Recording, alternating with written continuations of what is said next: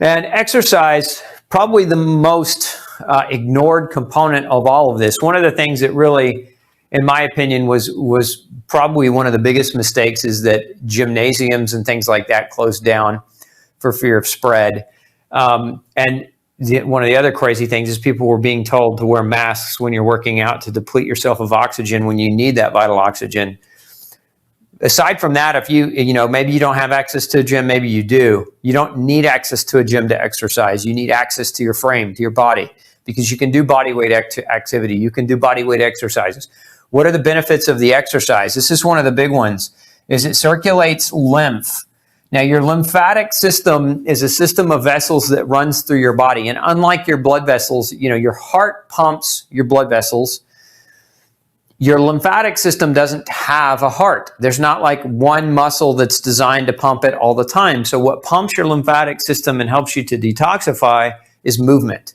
It's activity, right? So if you're sitting and you're sedentary all day long, your lymphatic system doesn't flow properly and toxins can accumulate in your lymphatic fluid and put tremendous stress on your immune system. This is one of the benefits of exercise and of activity or movement. So this kind of falls into why a lot of people are recommending to walk 10,000 steps a day, because that's movement. It's not exercise, but it's movement, right? And it does help with this. But the other thing is to get some type of high intensity interval style workouts. I talked a couple of weeks ago about Tabata. If you want to go learn a little bit more about Tabata, you can do that. That's a great way to get high intensity exercise. But again, get that detoxification going. One of the other things, if you work at a desk all day long, one of my favorite tools, and one of the things that I have in my office is a treadmill underneath. I have a keyboard that will come up and down, and I have a treadmill underneath my desk. And that way, if I'm going to be on the phone for 4 hours or 6 hours, I can walk. I can get up. I can sit for a time. I can walk for a time with that treadmill. And so it's one of those things. They're not super expensive. You can spend a couple $100 investing in an office type treadmill, but the investment is in your health. And that definitely something that will help you stay healthy, keep your immune system strong. Now, exercise, not so much the walking, but the activity, the push-ups, the pull-ups, the squats, the lunges, the jump ropes, the burpees, whatever it is that you're doing, will help to stimulate lean muscle growth. Remember, I said earlier that we don't want that cortisol to be elevated because of lack of sleep, because it causes you to lose lean muscle. We're trying to actually build lean muscle. And so in building lean muscle, why? Because it acts as an immune system reserve tank. If you've ever known somebody with chronic illness like HIV or cancer or severe late-stage autoimmune disease, their bodies start to waste, right? They start to shrink. They start to lose a lot of weight. Why does that happen? Their bodies are stealing their lean mass. In essence, their bodies are taking the amino acids and protein out of the muscle to produce antibodies to help fuel the immune system's battle, right? So the more lean muscle you have as an immune reserve tank, the more resilient you're going to be when your immune system needs that help. If you've ever seen somebody run a fever or being down in bed with a cold or a flu for several weeks, a lot of times what happens to them, they lose a lot of muscle because their body is chewing through that muscle as a reserve for the immune system to have enough strength and power to defend them and fight that cold or flu off. So if you have good lean muscle mass going into getting sick, it's just going to protect you if you are sick. It's going to help your immune system be more dynamic and be better prepared to help battle. But exercise also regulates your weight, okay? And it regulates your blood sugar. So going back to what we were talking about up here, blood sugar regulation, remember that blood sugar being too high will create these advanced glycation end products that will strip down the hormones and the proteins in your bloodstream. Remember, some of those proteins in your bloodstream are called immunoglobulins or globulin proteins. They're designed to help your immune system combat bad guys. And so again, when you are elevating that blood sugar, those proteins won't work as efficiently. So we need that exercise as a component here. So again, this is one of those things, maybe you don't have access to a gym right now. I'm going to recommend body weight exercises, push-ups, sit-ups, squats, lunges.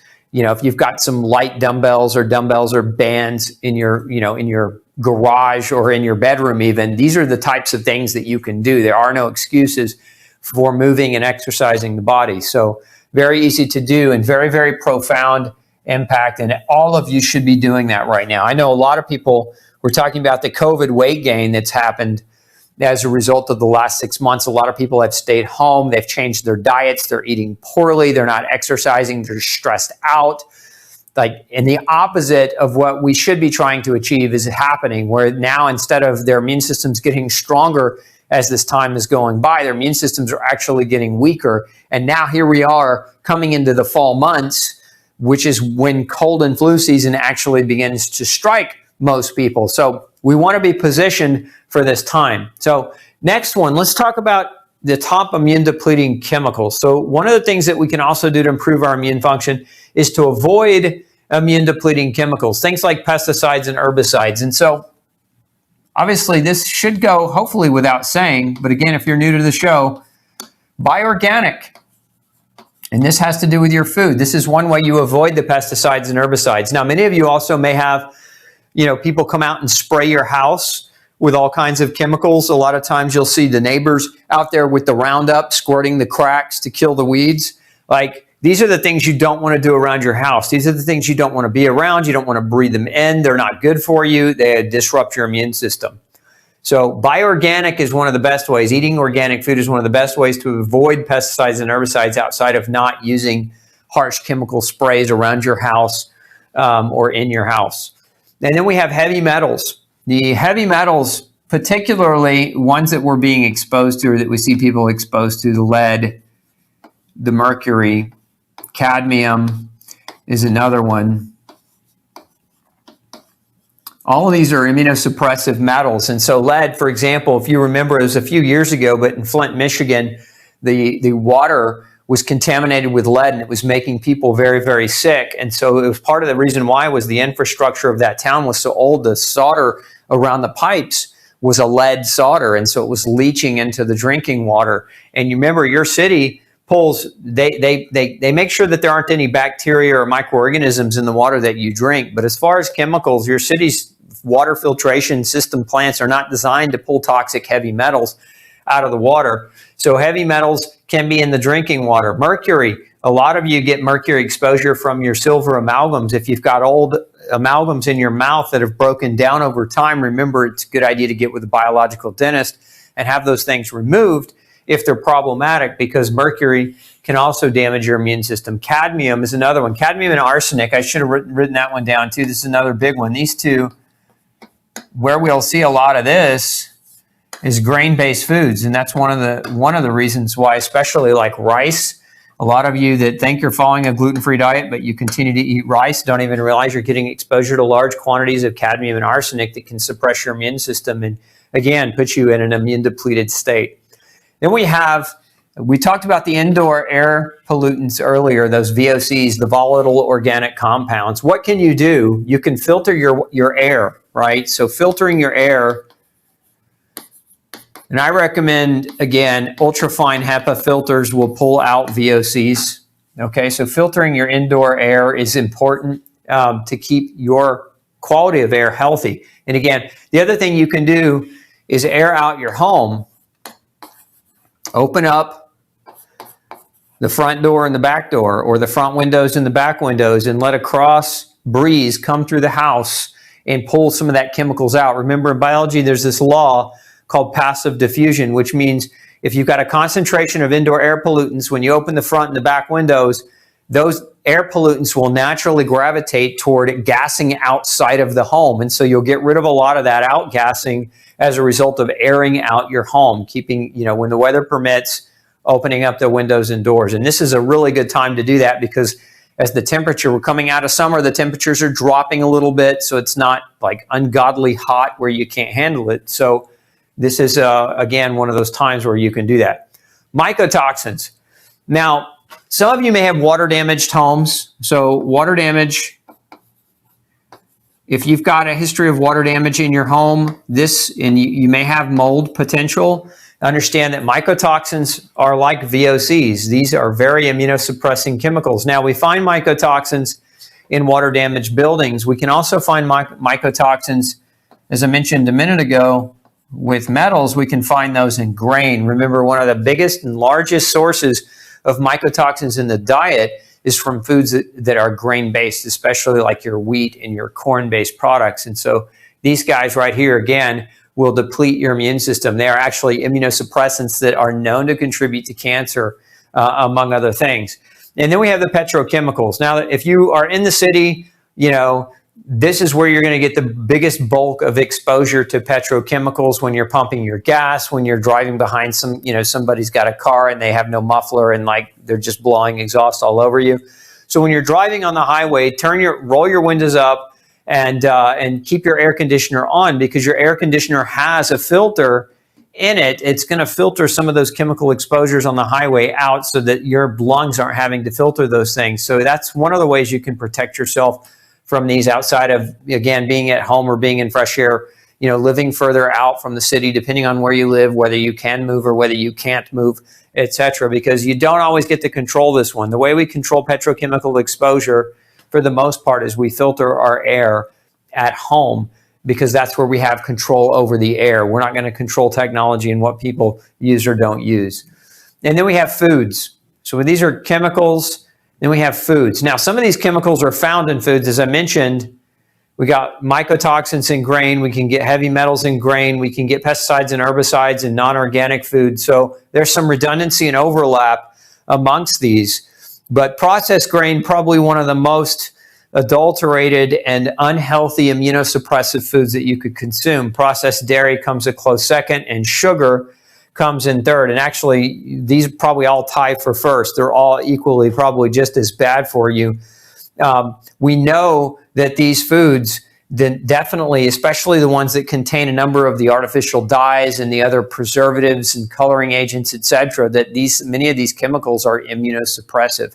And what you cook your food on or in. So your cookware, which I didn't put on this list, but you could also add to this list. I don't know if you guys saw a couple weeks ago, there was a study published on the surgical masks that many people are wearing, those blue ones.